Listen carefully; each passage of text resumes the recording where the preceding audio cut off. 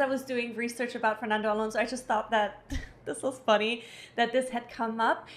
But he can crack a walnut with his neck. So he puts it essentially between his shoulders and his neck, and then he can crack a full walnut, which might be a more common thing amongst F1 drivers, maybe even IndyCar drivers, just due to the neck strength that they need because of the G-forces.